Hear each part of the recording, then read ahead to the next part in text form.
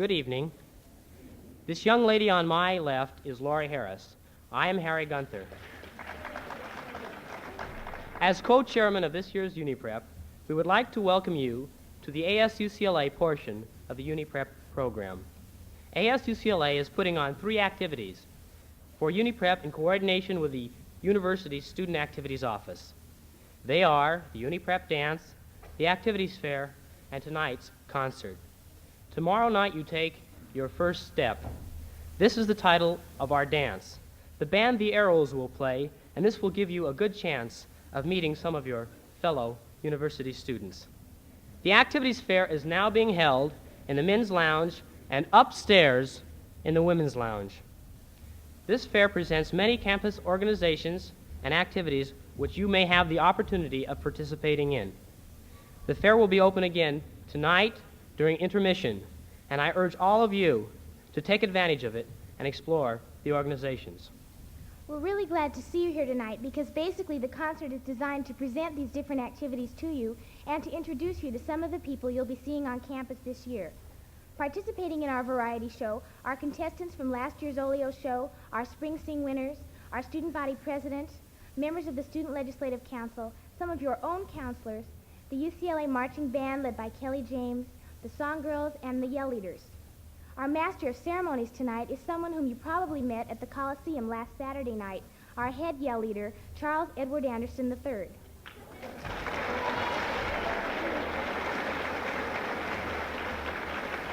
We hope you enjoy our program. Here now is Eddie to start it off. Thank you.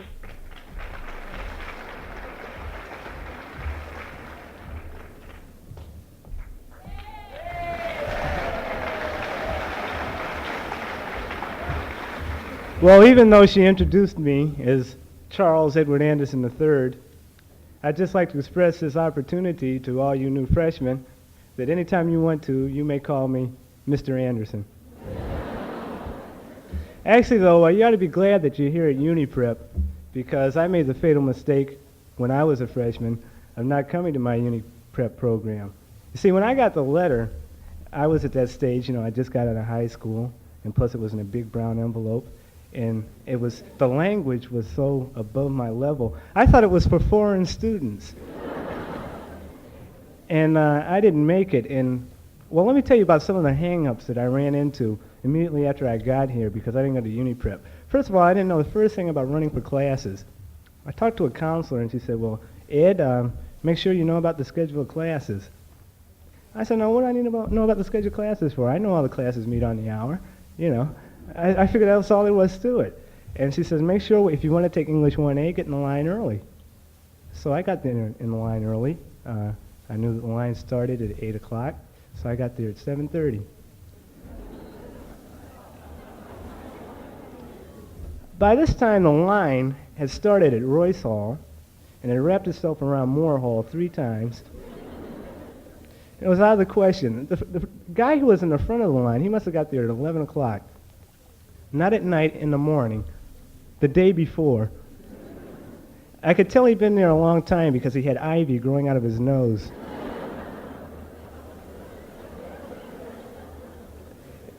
And from then on, if you can believe it, things went downhill for me. I went back to see my counselor. She told me that I ought to pick a major. Well, 2 years later, I picked my major. By that time, I was already on the dean's list, his other list, But unfortunately, not everybody's in my situation. Some guys around this campus are pretty on top of what's happening, and I'd like to introduce you to one of them. He's the president of our campus, Mr. Bob Michaels.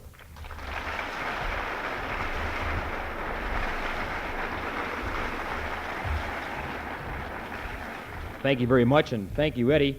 Allow me to be the last, hopefully, of all those who are welcoming you here. But it really is our pleasure, as Eddie and Harry have said. It's always nice to have new people come in who we can sort of watch go through the same kind of things that we went through, watch you suffer, watch you enjoy yourself, watch you take your first set of finals. We have a word for that. We call it enjoy. I'm sure that you'll enjoy it, too. However, as you're experiencing right now, There's a lot for you to do at this school. There's a lot this school can do, but you're going to have to do a little bit of work for it.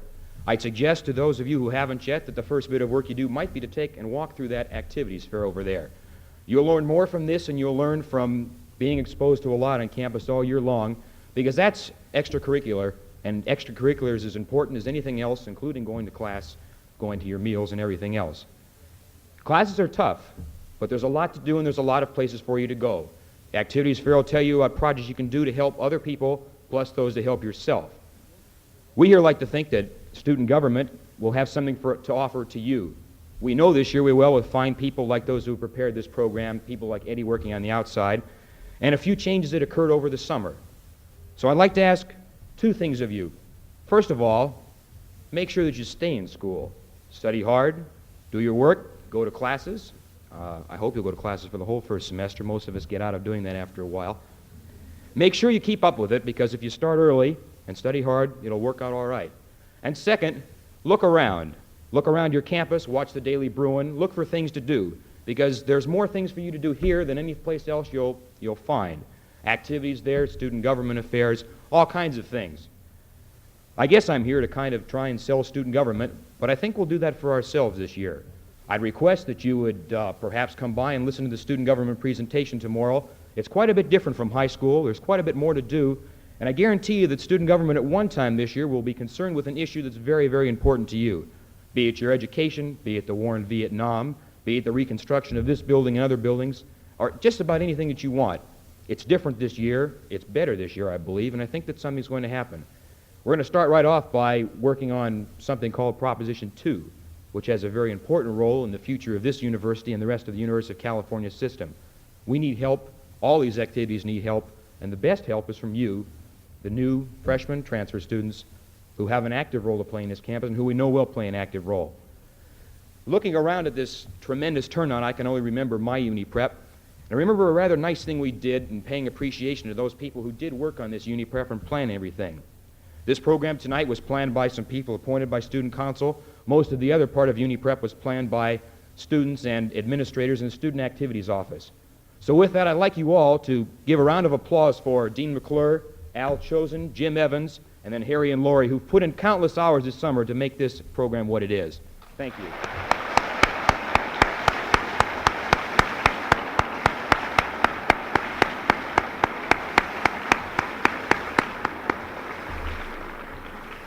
I think it's a very well-deserved round of applause. This is only an idea of the kind of things that happen on this campus. They happen in a big way and they happen in an important way, and you're playing a part of that now. With that, let me leave you with only one remark. This is your university. You're as much a part of it now as any of us are. Your problems are the problems of the university, and some of us were elected once upon a time last year to try and help you out. Let me urge you, if ever anything is bothering you within reason, please look us out, hunt us out, because we can only work when we know what is going wrong. You'll see other student council members around. You'll see them in a skit tonight. You'll see them around during the year. You'll see them in their classes, because we do go to school too. However, you're embarking on a great adventure now, and so as not to repeat Chancellor Murphy, I won't say too much more. But let me once again welcome you to this big school, UCLA of ours, to this great school, and to a very exciting 4 years. Good luck.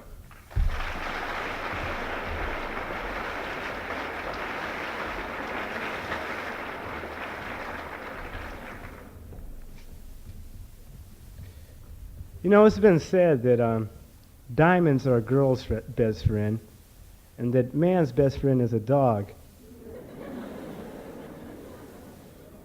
Well, you girls, you can believe that, but guys, don't go for it, because as long as you're here at UCLA, your best friend is your 2S status.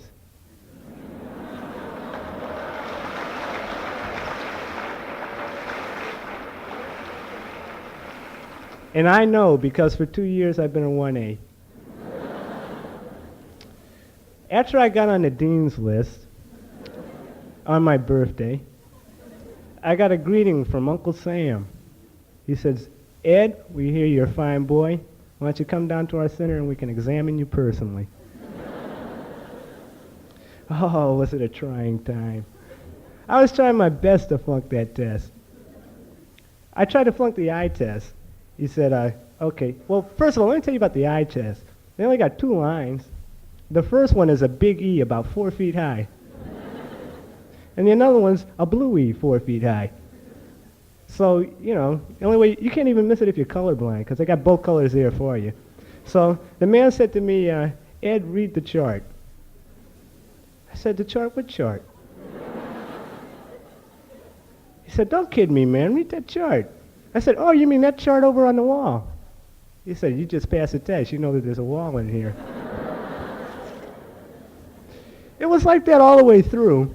But at the end of the test, I got one little guy who plays single safety. See, if you look like you're a malingler, yeah, if you look like you're goofing off, he's the guy who's supposed to put you back on the stick. And he doesn't accept any lies, no matter how plausible they seem. So he asked me what my occupation was. And I told him I was a student at UCLA. And he said, well, do you like it? I said, oh, I love it. He said, you had any problems there? I said, not one problem. He says, okay, I'll give you a 1Y. You're not mentally fit. And that's how I got my 1Y. But, well, all I want to tell you is don't get off on the bad note that I did. And maybe you can take a little hint about getting off on good notes by listening to UCLA's fine football band under the quite capable direction of Mr. Kelly James. And here they are playing for you now.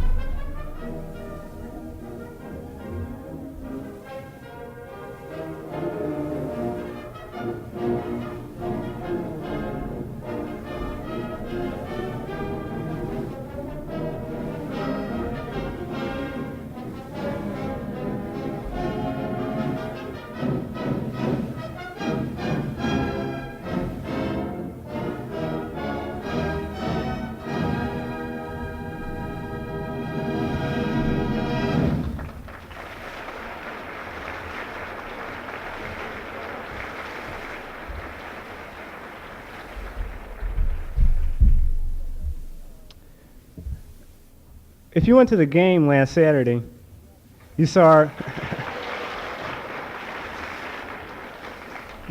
our fabulous hand-to-hand troops in action. Well, sometime they were hand-to-gland, but we won't go into that.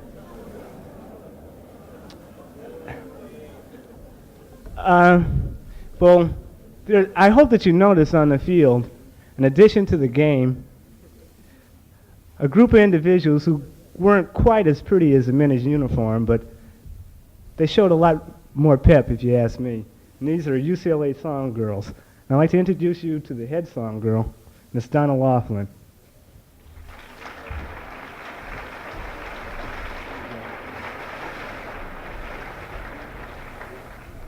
Hello, I hope we all have a good year ahead of us, and I wish the team best of luck, and I don't think we have anything to worry about. But first of all, I'd like to introduce to you the UCLA 1966 Song Girls.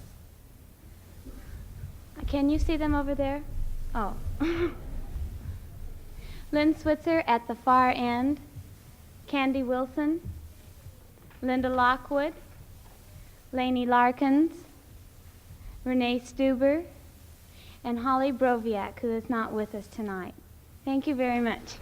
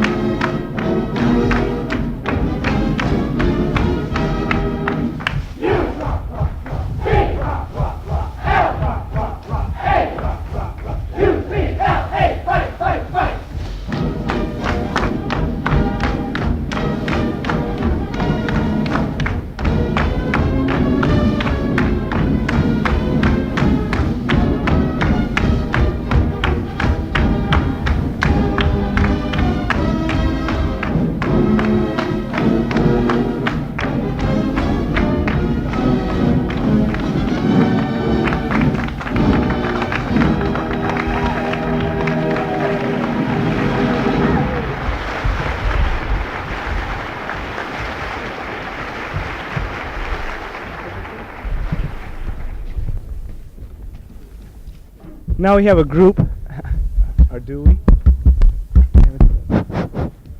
Now we have a group that some people on campus think are even cuter than the song girls.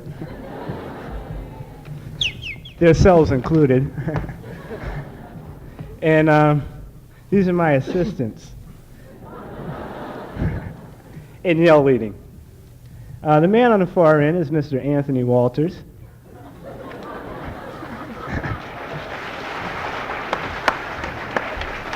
Known to friends and neighbors as Anthony X.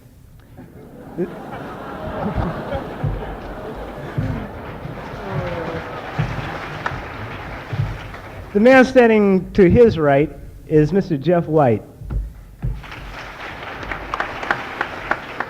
One of the most spirited guys on campus, seriously. And next to him is Harry Gunther, who you've already met. Mr. Wally Carter. Robbie Moss. And Mr. Aaron Iverson.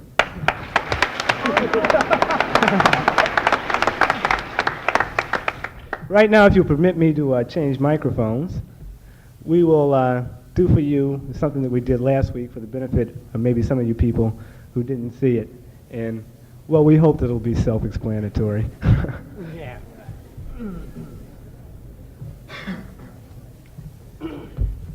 Well, see, I'm not sure how many of you people out there, seeing that you are freshmen, are very well versed in these subtle nuances of American literature. We have an American literature fan right here in the front row.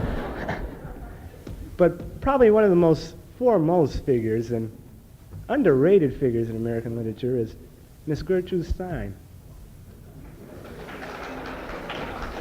Now, Miss Stein, in her time, did quite a few things for the field of American literature. But in my mind, the quote of Gertrude Stein that sticks out the most is, "These is a lost generation." And I'm sure that if you went to the Pittsburgh game, speaking of the Pittsburgh team, no truer words have ever been spoken.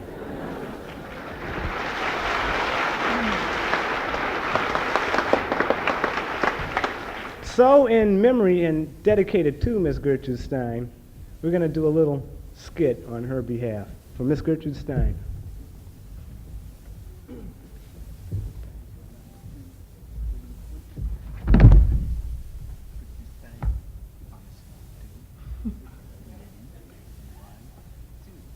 Gertrude Stein, Gertrude Stein, Gertrude Stein, Gertrude Stein. Gertrude Stein costs a dime. Gertrude Stein, Gertrude Stein, Gertrude Stein. Gertrude Stein comes from the Rhine. Gertrude Stein, Gertrude Stein, Gertrude Stein. Gertrude Stein, what a behind. Gertrude Stein, Gertrude Stein, Gertrude Stein. Gertrude Stein, she's so fine. Gertrude Stein, Gertrude Stein, Gertrude Stein. Gertrude Stein, I forgot my line. Gertrude Stein, Gertrude Stein, Gertrude Stein. Gertrude Stein, she likes mine. Gertrude Stein, Gertrude Stein, Gertrude Stein. Gertrude Stein, 59. Gertrude Stein, Gertrude Stein, Gertrude Stein. Gertrude Stein, flip the sign. Gertrude Stein, Gertrude Stein, Gertrude Stein. Gertrude Stein got hair like twine. Gertrude Stein, Gertrude Stein, Gertrude Stein. Gertrude Stein put me in a bind. Gertrude Stein, Gertrude Stein, Gertrude Stein. Gertrude Stein got a bill like mine. Gertrude Stein, Gertrude Stein, Gertrude Stein. Gertrude Stein is a voice that chimes. Gertrude Stein, Gertrude Stein, Gertrude Stein. Gertrude Stein makes good time. Gertrude Stein, Gertrude Stein, Gertrude Stein. Gertrude Stein, one more time. Gertrude Stein, Gertrude Stein, Gertrude Stein, Gertrude Stein, Gertrude Stein, Gertrude Stein. Hit bit!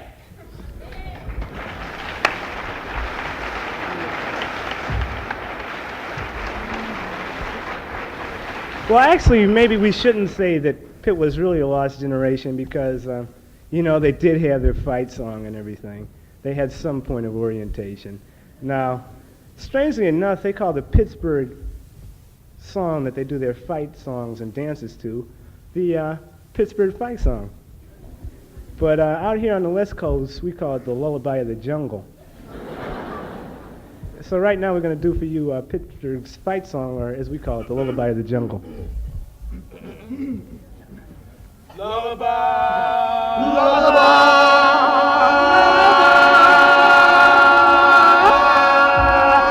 This is the lullaby of the jungle.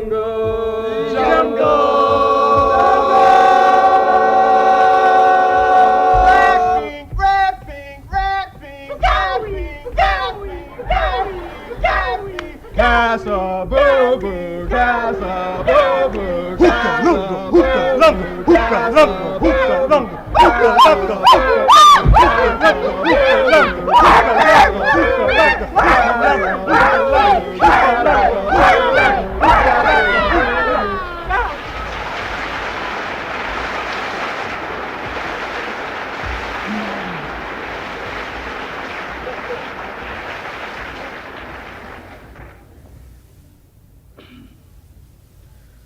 Hi-lo, eeny, meeny, ka-ka, ooh-cha-cha, opie-wawa. Hi-lo, itty-bitty caca, ooh-cha-cha, opie-wawa, hi-lo, itty-bitty caca, ooh-cha-cha, opie-wawa, hi-lo, itty-bitty caca, ooh-cha-cha, opie-wawa, hi-lo.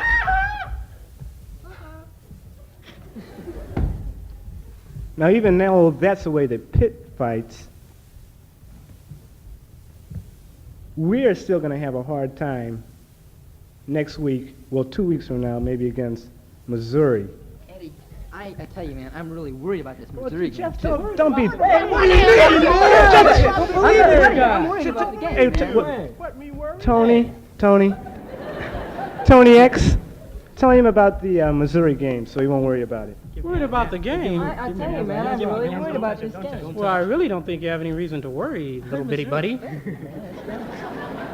Why, it was just the other day I received a letter from Cassius Clay, the greatest prognosticator of our times. Let me tell you what Cassius had to say. What'd he say? Yes, I recall it very clearly now. Here's the news Yeah? from a foreign nation. To write this rundown on your situation. That sounds like Cassius. The ballots are in. No need for a scare. Yeah? You're bound to win. You've got more hair. We got more hair! We got more. We've got more hair! We got more hair. Now, I've got to be nice. I got to be merry. I won't say that the tiger's a fairy. I won't start a rumor. I won't raise a stink. I just got to say the Mizzou's tiger is pink. A pink tiger. A tiger's pink! This tiger's a pain. I've never seen Yeah? that tiger with hair. He's soft and pink. He must use nair. But I won't say he's adolescent. Oh, no. But brewing hair is omnipresent. It's omnipresent. It's omnipresent. It's omnipresent. It's omnipresent. Hey, Eddie, Yeah. I'm all distraught. Why? I'm in a knot. Why? I'm all confused about that word you used. Yeah? No, I'm not. No, in fact, I'm effervescent. Yeah. But explain to me about that omnipresent. About omnipresent?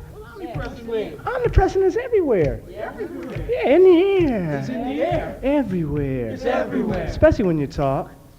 About brewing hair. Yeah, it's on the ground. It's on the ground. It's all around. It's all around. It's in the air. It's everywhere. It's everywhere. It's in your nose. It's in your nose. It's on your toes. It's in your toes. It's in your teeth. It's in your teeth. It's underneath. It's underneath. It's everywhere. It's everywhere. That brewing hair. That brewing hair. It's in the showers. It's in the showers. It's in the flowers. It's in the flowers. It's on the grass. It's on the grass. It's up here. It's everywhere. It's everywhere. The brewing hair is everywhere. The brewing hair is everywhere. The brewing hair Well, we did it to Pitt, and we hope in 2 weeks we can do it to Missouri, is everywhere. merely because of the fact that we got more hair than any football team anywhere. Brewing hair So, as a favor to me, why don't you tell me that brewing hair is everywhere? On two. Are you ready? Okay. Brewing hair is everywhere. On two. Ready? 1, 2. Bruin hair is everywhere. I can believe that.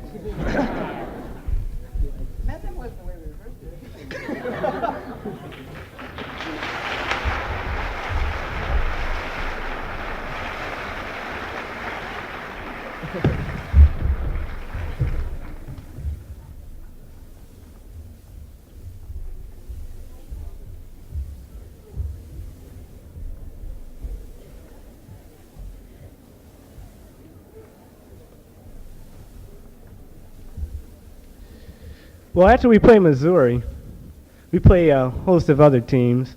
You can translate teams as fall guys if you want to. But at least to me, the biggest game of the season is always when we play SC. You can translate SC if you want to as silly crowd. And we get prepared by this game through going through all kinds of elaborate preparations. Matter of fact, we usually come back from a road trip before we go into the SC game. And this year it's going to be a home game. I imagine that's where the phrase homecoming comes from. And strangely enough, the week before we play SC is the homecoming week. And, well, I'm not sure how homecoming was at each one of your respective high schools, but out here at UCLA, homecoming is really a big deal. Not only do they have variety shows and floats and prizes and rallies and things of that nature, but the spirit on campus is really up there. The thing that really brings me out in my mind is the spirit that you see at the variety shows they have each year. They call these shows oleo shows. Now, when I came here 7 years ago, I went to my first oleo show, and it was really fantastic, the talent that they had there. The guy who I was pulling for, I thought he should have come in first place, did an imitation of a waterfall.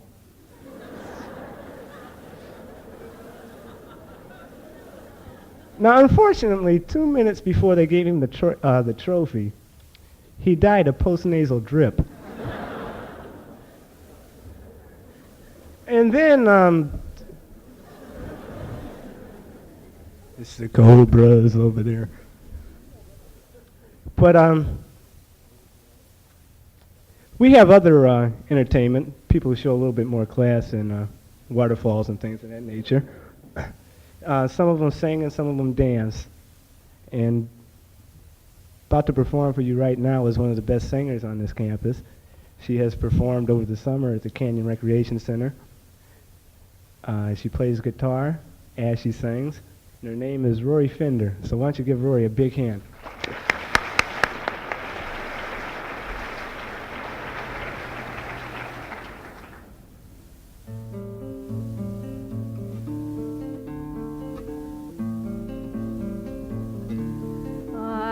Walking down this track, there are tears in my eyes, trying to read a letter from my home. If this train runs me right, I'll be home tomorrow night, 'cause I'm 900 miles from my home. And I hate to hear that lonesome whistle blow. Well, this train I'm riding on is 100 coaches long. You can hear the whistle blow 100 miles, but the lonesome whistle call is mournfulest of all, 'cause I'm 900 miles from my home. And I hate to hear that lonesome whistle blow. It's that long, lonesome train whistling down. Well, I'll pawn you my watch, and I'll pawn you my chain, and I'll pawn you my gold and diamond ring. If this train runs me right, I'll be home tomorrow night, 'cause I'm 900 miles from my home. hear that lonesome whistle blow. It's that long, lonesome train whistling down. It's that long, lonesome train whistling down.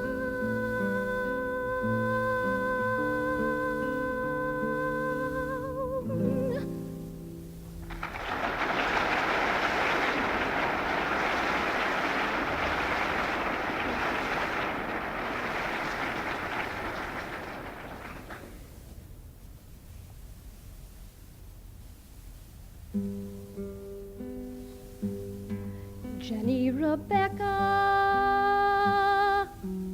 4 days old.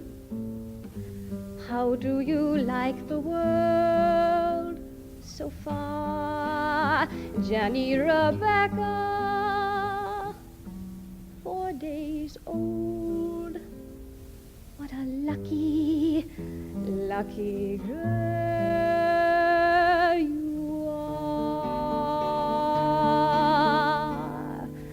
For you have swings to be swinging on, trees to be climbed up, days to be young on, toys you can wind up, grass to be lying on, sun up above, pillows for crying on when you're in love,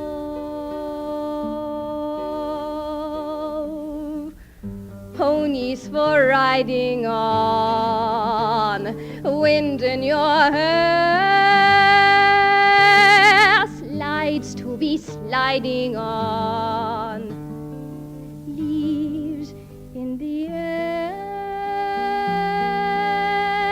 boys to be caring for, love to be giving, dreams to be daring for, long as you're living.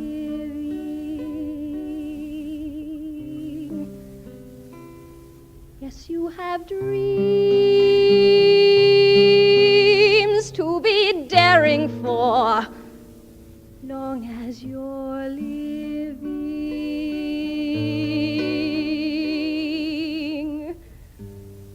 Jenny Rebecca, 4 days old. What a lucky, lucky, lucky, lucky girl you are.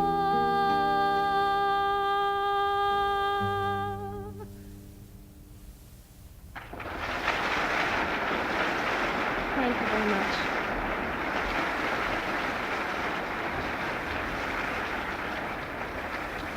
Thank you very much. Shel Silverstein is probably best known for his work on Playboy magazine.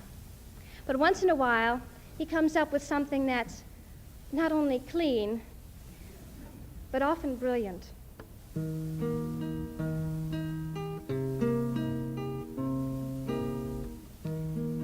Hey, Nellie, Nellie, come to the window.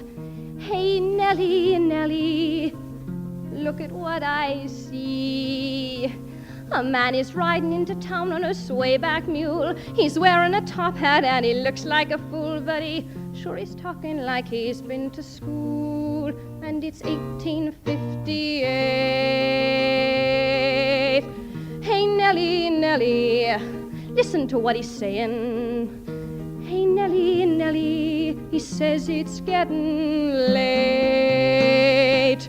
He says that black folks should all be free to walk around the same as you and me. He's talking about a thing called democracy, and it's 1861. Hey, Nellie, Nellie, come to the window.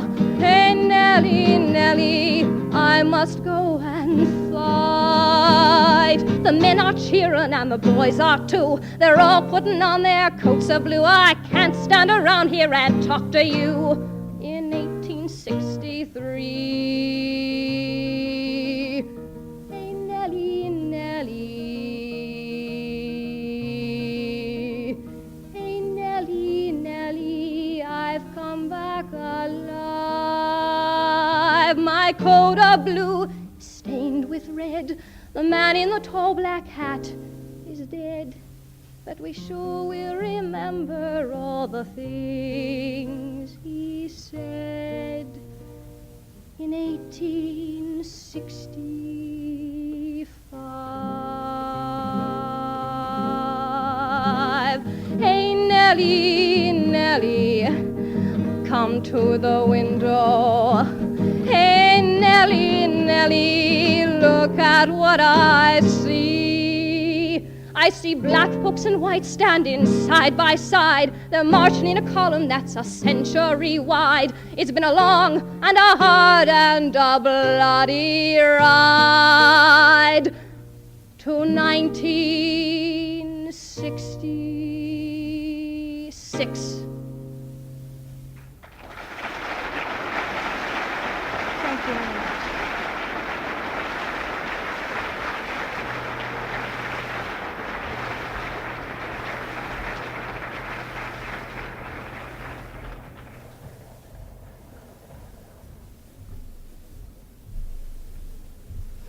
Well, now comes the time that I'm sure that everybody has been waiting for. Intermission. But wait. Before you go, I'd like to tell you not to waste these 30 minutes, because perhaps something in these 30 minutes might happen to you that might change your whole life here at the big university. Every group on campus has a booth out here. Freshman class, UCLA Project Amigos, the Rally Committee has a booth that I hear that's really great. So take your time, wander around, meet the girls, and have a good time.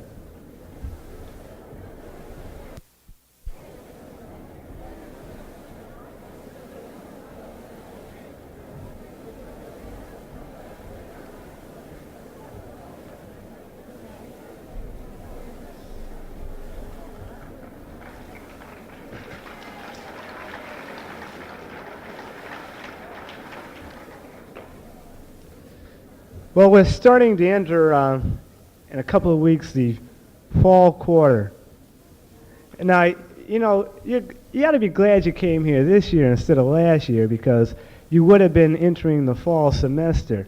And the quarter system is really a lot better than the semester system, because Chancellor Murphy told me to. And I can't understand why, though. You freshmen will have it easy because you don't have to change your units over or anything. Now, I have a problem because I got about, well, I've completed almost 7 units now. And, you know, and under the quarter system, I don't get equal weight. You know, most people, if they have a major and things like that, what you do is you take your old units and multiply them by 1.5, and that gives you your new units. And then you know when you graduate. So I went back to my counselor. I see my counselor a lot, as a matter of fact.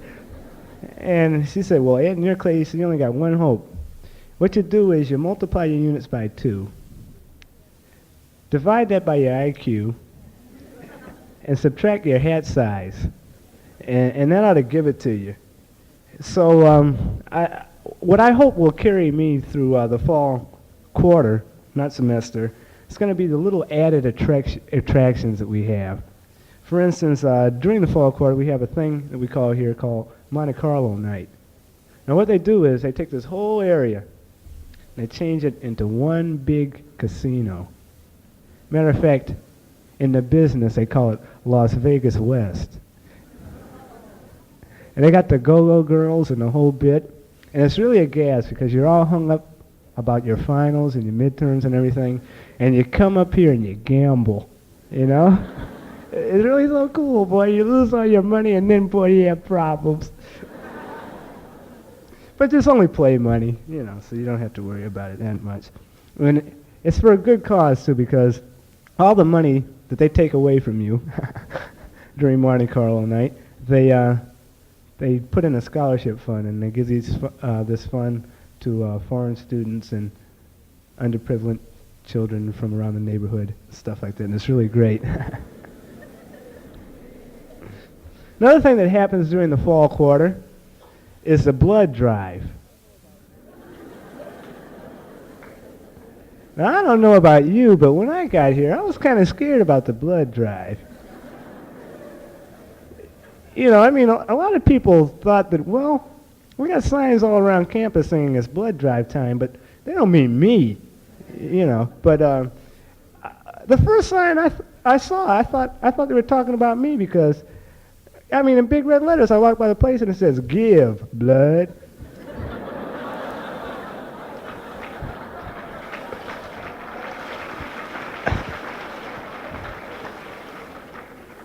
So I went in there, and I was kind of nervous. I mean, the guy who I gave my blood to, he didn't look like Count Dracula or anything. He didn't have on a black cape or anything like that, but as soon as I laid down on the table, the guy told me that he worked on the commission system. And then he put a needle in my neck. As a result, I am now so skinny, I can actually dive through these thunder showers that we've been having and not get wet. Thank goodness for that, because if I ever got hit by a raindrop, I'd probably fall. And then as you pull through the fall quarter, we have a winter quarter. And after the winter quarter, we have a spring quarter. It's like that out here in UCLA. And during the spring quarter, we have all types of things happening around here. One of the biggest things that happen is Uni Camp.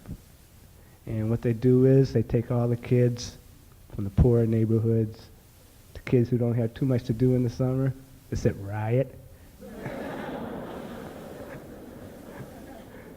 They take them and put them in the woods where they can't hurt anybody.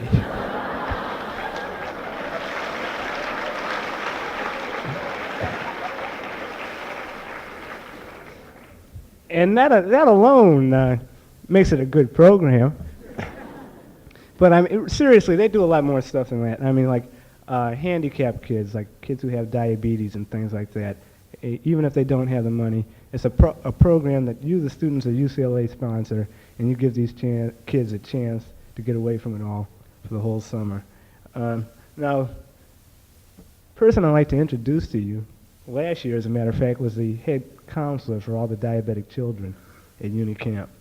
And he has a film to show to you, and I imagine he has a few more words to say about this wonderful program. His name is Dexter McNamara, so give him a big hand.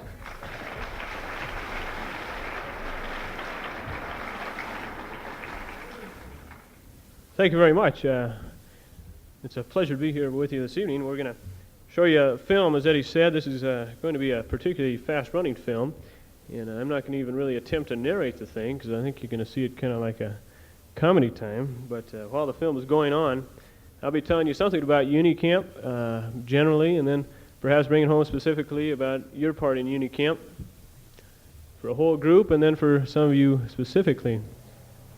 It's here we go right now. Eddie was talking about all the problems he always has, and my problem can kind of be summarized that even when I get the spotlight, I don't get the spotlight. This is Uni Camp, located in the San Bernardino Mountains out of Redlands. We have 2 locations up there, totaling about 28 acres. During the film here, you'll be seeing a whole variety of activities that go on up there. As you notice, some of the buildings are more important than others, and I spend a lot more time there. This is we keep the kids running quite a bit, you can see. And we run a complete program up there. originally began in 1935 by a group of students here at UCLA who thought it'd be a very good idea to take some time during their summer, take a group of kids from Los Angeles area who we teach them a few things and they teach us a few things, but so at 35 they took them up, a group of kids, about 35 of them, up to camp. Since then it's grown. We're hoping after a very good year this last year that next summer we'll be able to run through about 1,000 kids using about 250 counselors. This is the upper site itself. There's an upper site and a lower site. They run 10 sessions during the summer. As Eddie mentioned, the biggest program we have is for underprivileged kids from the Los Angeles area. Those go about 7 sessions during the summer. And then, as he mentioned, this last summer I was one of the counselors up at the diabetic session. Then we also have a blind session. Everyone has a lot of fun. And once you get things started, you don't know what's going to happen. So, kind of hope for the best.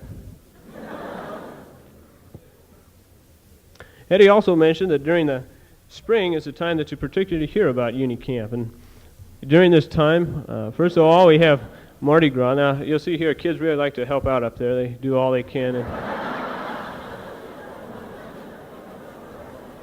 you find they really respect you, you know. They understand what they're supposed to do and what they're not supposed to do. Probably a lot of you have already been up to Mardi Gras before. All the proceeds from Mardi Gras go to the running of UniCamp, which is sponsored, entirely run by the funds and entirely staffed by UCLA. Also during the spring, we have what we call a spring drive, in which time we have different money schemes to try to raise enough to run UniCamp. If we don't have the money, we just can't have the sessions.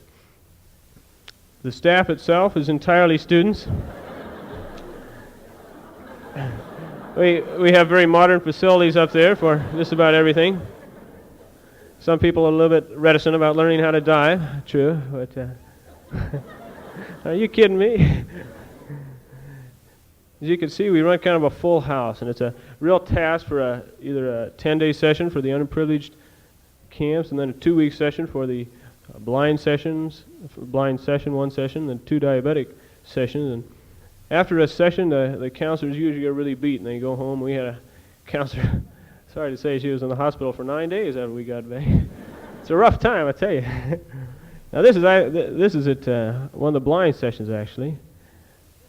One of the things that is very different about the camp that we run, in particularly for the blind kids and the diabetic children, is that we expect them to participate just like anyone else would. So many times they come from backgrounds where they've been very much pampered.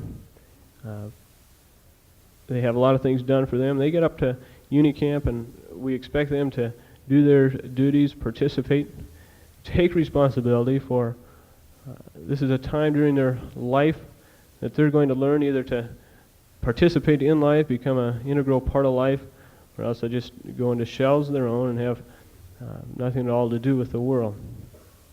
The kids really enjoy it. The counselors have a rich time. After a session, you're never quite sure who it is that got the most out of it.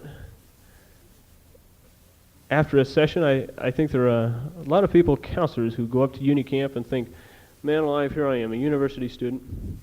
I'm going to be working with kids who are not. They're going to be little kids, and boy, I'm wise, and I know a lot about what's going on, and I bet I can really square these kids away. Well, after a couple of days, it becomes pretty apparent that these kids know what's going on. There aren't any big changes that seem to take place. End of the session, I think most people kind of get the feeling, well, maybe in just some way we've been able to touch a life in some way, participate in someone's growth process, and hopefully the lives that have crossed and crisscrossed are going to have some real meaning. We run a complete camp program up there, from the dancing and just general good times. We have a nature studies, swimming you saw, a whole sports program, campfires at night. For campers and counselors alike, it is just a very challenging, very rewarding session. Now, This particular scene here is where we go out to Big Valley and have a big capture the flag game. It's kind of wild. We divide up into two teams. I'm sure most of you have played capture the flag before. Perhaps not in these type of surroundings, however. Watch out for the cows and bulls, things like that. Added challenge.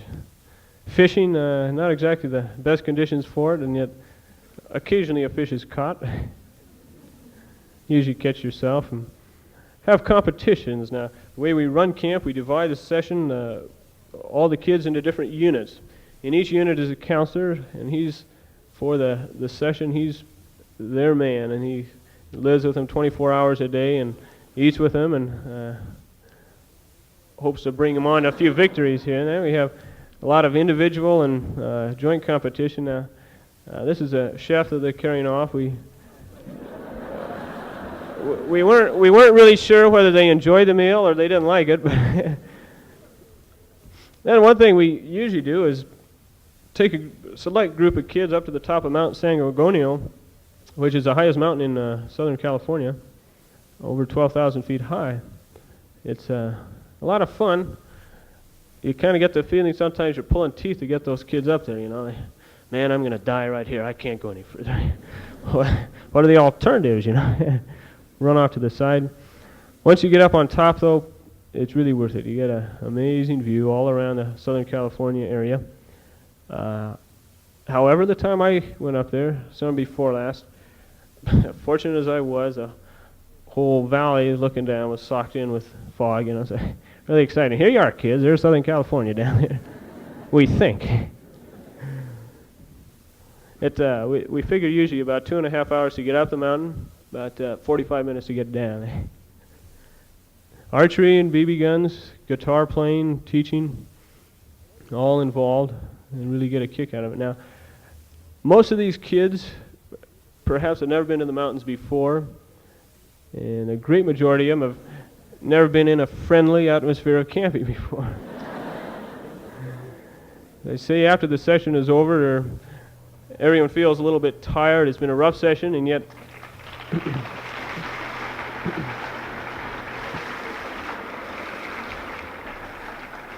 you. Yet also you feel you really have accomplished something because you've worked with these lives, you work with these kids. Now, the reason I'm here this evening really is, I guess, threefold. First of all, just to introduce you to Uni Camp in a very general way right now. Then also to kind of outline some of the programs that will be going on that will involve you. For some of you, probably just a few of you, you will participate in Uni Camp next summer. I hope there will be those of you who will do that. Others of you will perhaps help in the program during the year that goes on for raising funds and like that. And I hope that just about all of you will participate by giving a bit of money, for as I say, we can't run unless we have that. But also in a much more general way, the reason I'm here is that UniCamp is just one of the programs that you're going to have while you're here at the university, which is challenging you just to be open to the world and see what it has, not to take the university experience as the womb experience, to hide from the world. You can delve into intellectual problems with never really facing life itself. UniCamp is one of the programs which opens you up to life as it really is in the outside world, and I certainly hope that some of you will participate in this. Thank you very much.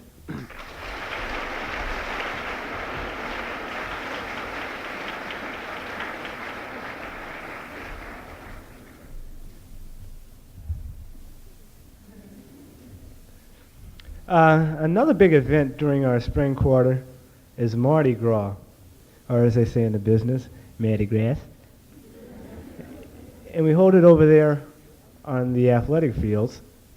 And since you all just got out of high school, I'm sure that you've all been to Mardi Gras, because you're the only people who goes.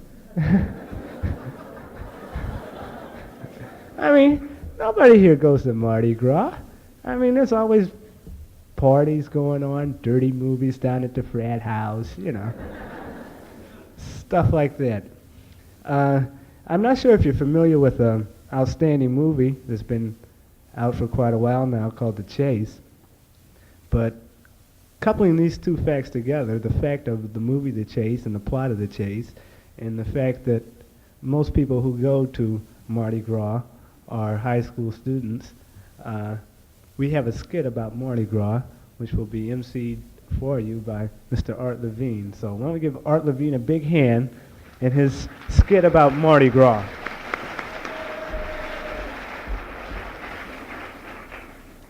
Thank you, Eddie. You know, needless to say, Mardi Gras really is quite an experience. And most of you have probably been to Mardi Gras, as Eddie said, but that's when you were younger. And I think it's time that we get a chance to have a collegiate view at Mardi Gras. It has been found that Mardi Gras is the place where young hopefuls meet the older college man. And as Eddie said, the film The Great Chase was really done on location in Westwood. You know, we were going to do I Can Get It For You wholesale at Mardi Gras, but the censors decided that a fictional setting would be better. But then Mardi Gras is stranger than fiction. Otherwise known as Sunset Strip's Under 16 division, Mardi Gras is the only place where you can get in without a driver's license. No one is allowed admittance if you are accompanied by an adult. Though Mardi Gras is a UCLA activity, if you go there now as Bruins, you really shouldn't know anyone because no one goes to Mardi Gras except non-UCLA students. You know, there's no smoking at Mardi Gras. That's not to protect the grass. That's because no one is old enough to smoke.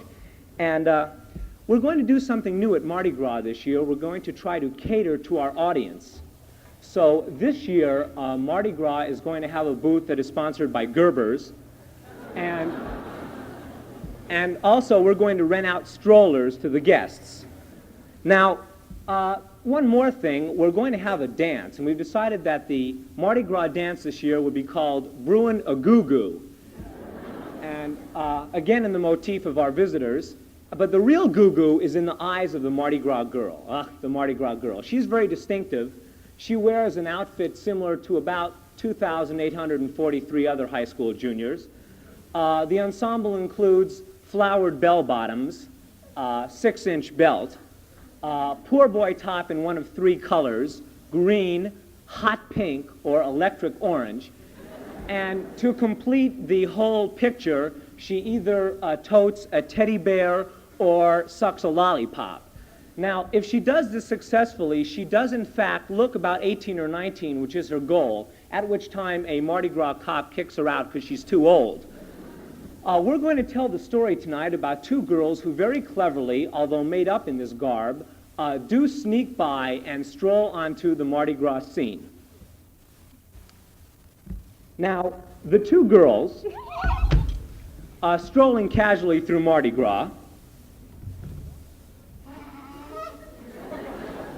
walk past the House of Horrors, past the Bat Cave, past the Bowery, Charleston, Charleston, and come upon the sponge throw. The 2 girls are Mardi Gras queens, are being pursued by the hunter. The hunter follows the 2 girls past the House of Horrors, past the Bat Cave, past the Bowery, Charleston, Charleston, and come upon the sponge throw. Obviously, everyone is here in pursuit of intellectual stimulation.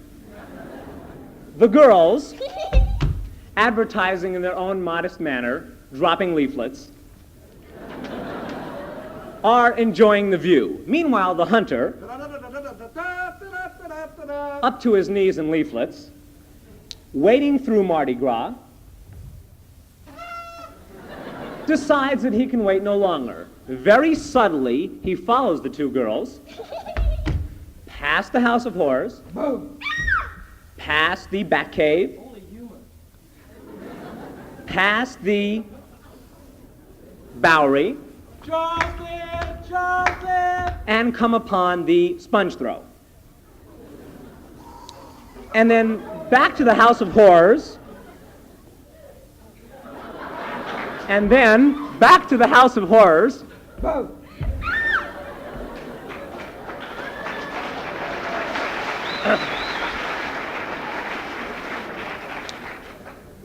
and the Batcave. Noticing that they were out of leaflets, and realizing that they had attracted about as much attention as the small print in the Uni Prep handbook, the two girls decided that they should use other tactics. So the two girls, they started dropping blue chip stamps, glances, and other subtleties in the direction of the hunter. The hunter, realizing the games that people play, sought to overcome this tactic by the girls. The girls headed back past the House of Horrors, past the Batcave, past the Bowery, and to the sponge throw. Here, the girls found that the college man was not all that he's played up to be, for the hunter, exposing his massive chest,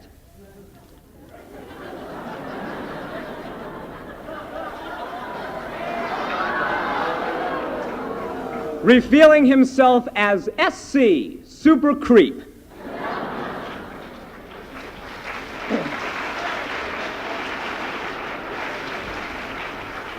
The girls, thank you, girls. The girls, realizing that they had gotten less than when they bargained for, sought protection. They went back to the sponge throw.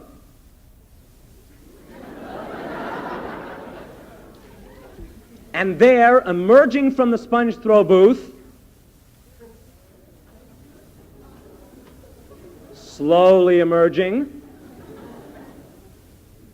still wet behind the ears, with mother tattooed on his chest, apple pie in his left hand, the American flag in his right hand, stood Super Bruin, otherwise known as your Uni Prep counselor.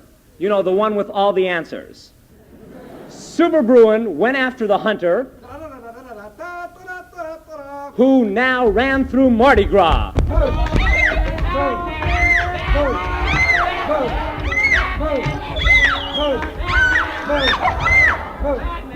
Now, Super Bruin, triumphant, having rid us of the evil, came back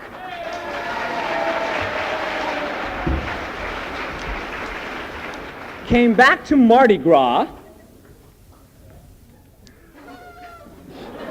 escorted the two young ladies off, since they were in good hands. Yes, girls at Mardi Gras do have a lot to learn. Thank you.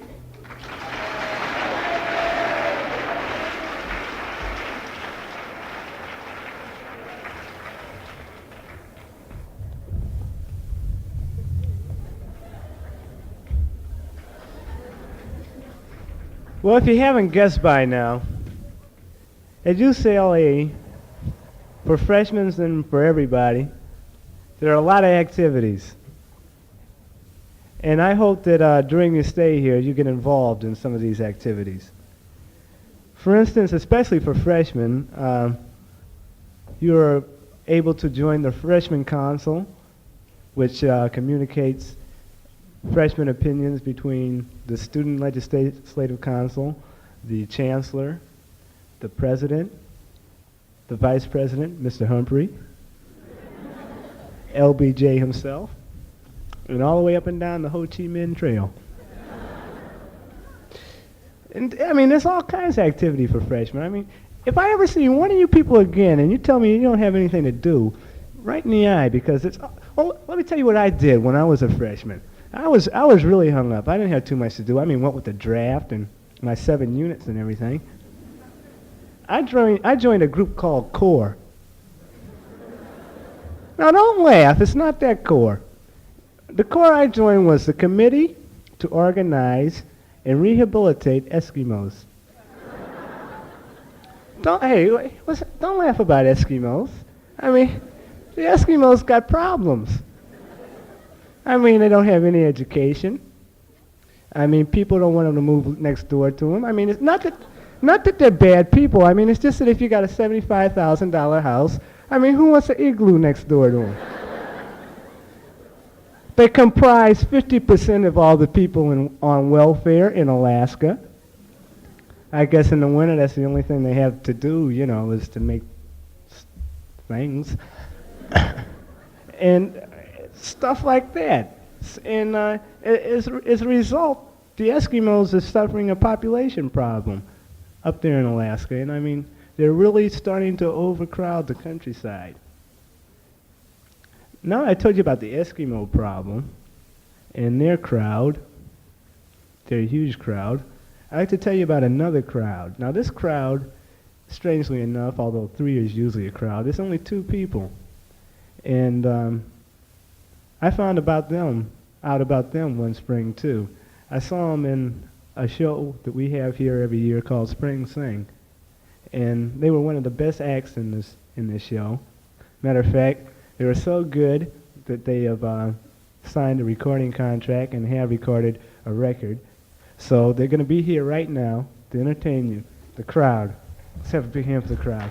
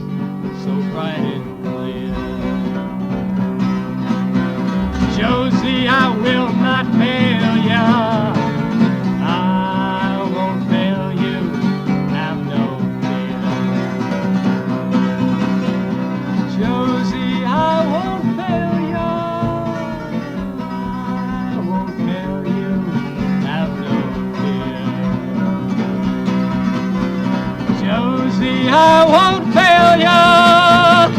Give me one more chance. The day is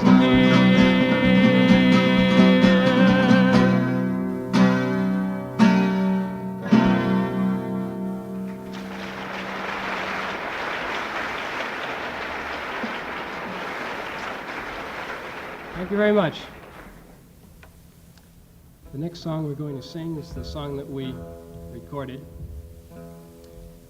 We record for a record label called Revolvo Records.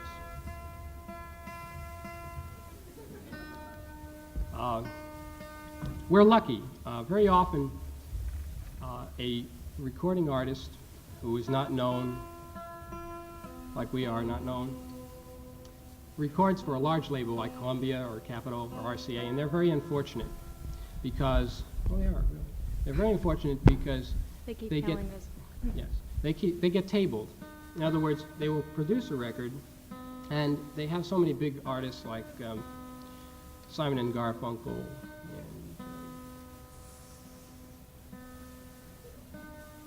Peter, Paul, and Mary, Glad you remember that you can't break in. They don't pay much attention to you. But when you record for a small label, you're the only one, or one of the very few. Now, see, for our label, we were very fortunate in that we were the first release since 1952. I think it was 50. Not only that, but we are, right now, the only recording artists recording for Revolvo Records. We own half the company, We're and bankrupt. we've sold, we made the record on May what? Right in the middle of May.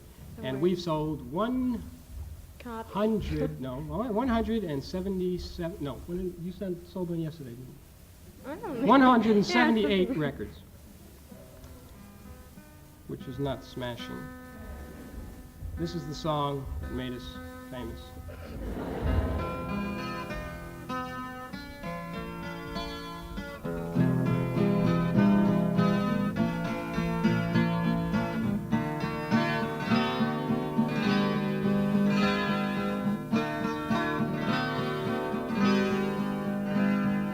Soft was the light of summer's morning, and as my dreams burst from sight as day was dawning, I recall how once I could see you there before me, and hear you say how you always would adore me. Now you're gone, but I know there'll come a time you'll miss me, and you will long to kiss me, and you will beg me, don't refuse you, and soft will be the light as I am waking, and with one kiss you will stop my heart from breaking, one summer's morning.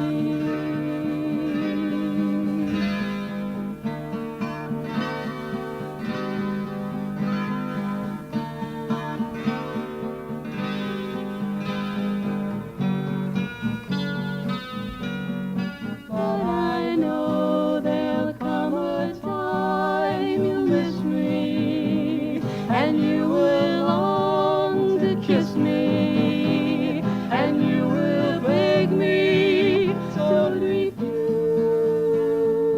you, and soft will be the light as I am waiting, and with one kiss you will stop my heart from breaking, one summer's morning.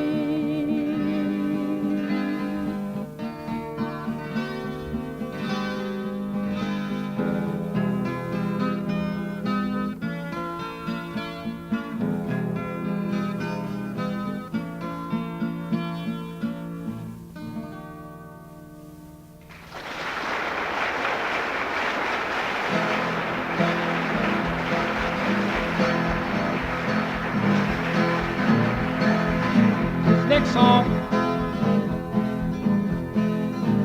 as I see by the house lights, is a sing-along song, which means that you help us. The words are very easy, and they go as follows.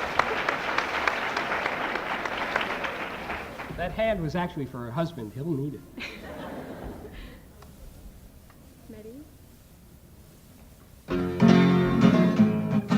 What tempo were you in? How many flip sides of the record do we have? Which side of the record?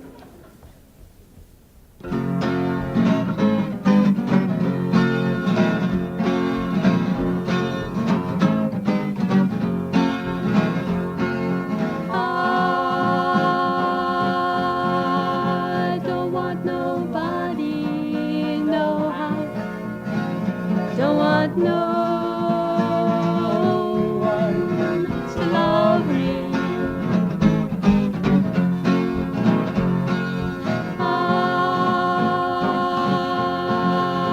don't need nobody, no house. Don't need no one to love me.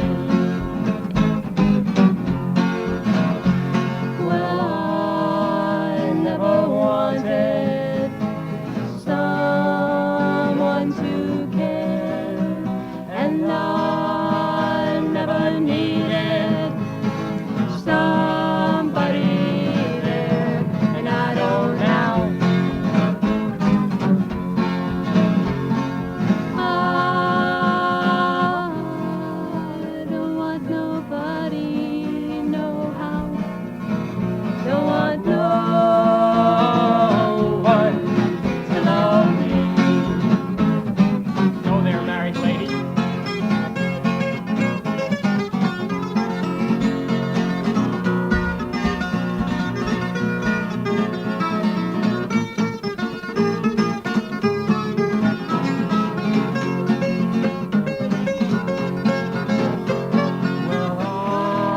I never wanted someone to care, and I never needed somebody there, and I don't now. I don't want nobody, no house. Don't want no one to love me.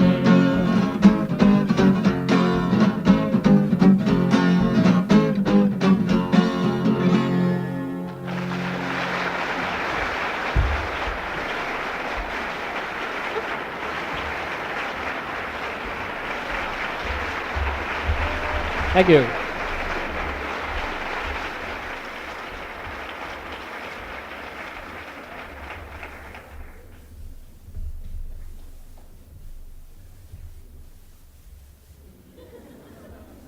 I always wanted to do that.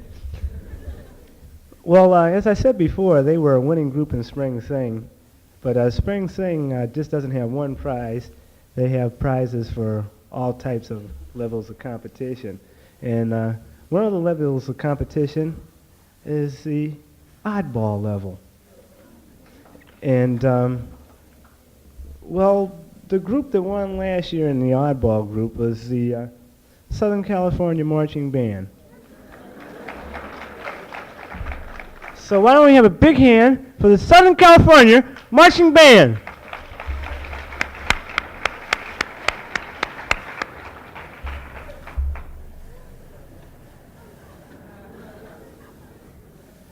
Well, actually, I was only putting you on. It's not really the Southern California Marching Band. Actually, they're the band that marched on Southern California 2 years ago during the Watts riots. Now, the name of this little group is the Chocolate Chips. With one vanilla snap thrown in for token integration. And they're going to sing for you a few of the marching songs and battle hymns that they sung during their first annual riot. Now, I hope that you will appreciate the beauty of this performance, because we have performing for us probably three of the greatest rioters in the history of the universe. Now, for example, the man over there on your far right staged single-handedly The Siege of Central Avenue. Now, the man standing next to him was wounded in the Battle of Better Foods. And the one standing next to him was also injured in the Waste of White Front. For their courageous activities, they have been nominated by Mr. Elijah Muhammad himself for the Distinguished Service Cross. As Mr. Muhammad said, for actions above and beyond the call of Cassius Clay. Also for their valor and their courage in the face of insurmountable odds and courage under fire, they have been awarded the highest order of them all, the Order of the Black Beret. So right now they're going to sing for you a very tender ballad, a very moving ballad, a ballad that they sung to the owner of a pawn shop as they liberated his goods. So take it away, gents. Here I stand, gun in hand, turn your face to the wall. We think your stuff is good enough, so baby, don't you stall. Hey, don't you hide your goods away. Hey, or else we'll burn your store today. Here we are in Hollywood, tonight we're gonna start. We'll make some bombs on our front lawn and then we'll burn a car. Don't panic, don't panic, don't panic. None of that could really happen. I mean, not here in Los Angeles, the city of the angels. Not when you have your loyal, your faithful, your benevolent, your omnipresent, your omnipotent Los Angeles Police Department. Unfortunately, the riot squad could not come and sing with us tonight. So they're going to sing the riot squad's theme song for them. Shotgun, shoot 'em if they run now. Shoot those thieves, baby. Shoot 'em right now. Put on your helmets. We're going down to South LA. We're messing with some mean cats. They're burning Watts again today. So get a shotgun. Shoot 'em if they run now. Shoot those thieves, baby. Shoot 'em right now. First they burned a pawn shop, and then a service station. Where is it gonna stop? They're hurting integration. Well, here we are at the Big U, and as you know, at the Big U, we have to be pretty open-minded. So since you just heard the Riot Squad's theme song, we have to give equal time to the Rioting Squad's theme song.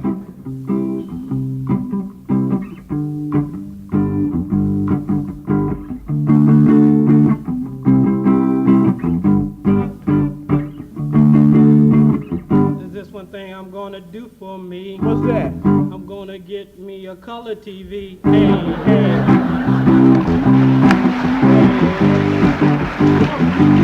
What I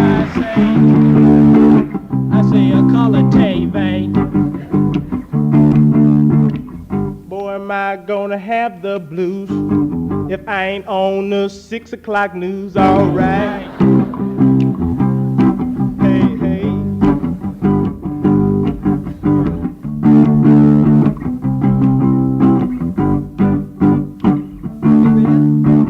Hey man, come on, let's burn some more, man. Don't burn that, that's a liquor store. All right.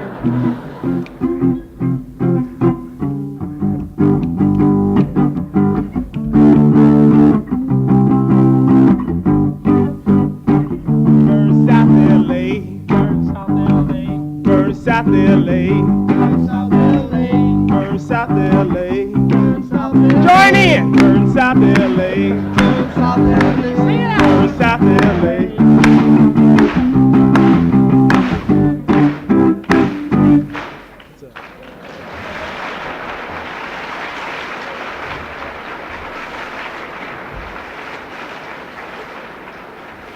So imagine with me, if you possibly can, my terrible trio fleeing down the streets of southern Los Angeles, fleeing away from the Los Angeles Police Department, but fleeing happily because in their hands they contain loot, and in their mouths they contain the words to such songs as, here we come again, catch us if you can. But you can rest assured that the rest of Los Angeles isn't nearly so happy. After all they can do is stay at home and bemoan the fact of the riots by singing such songs as, we can't get no police protection. They're in what's for the insurrection. But the song that they sing most often is a song that they hold very near and dear to their hearts. A song that they're going to sing for you right now.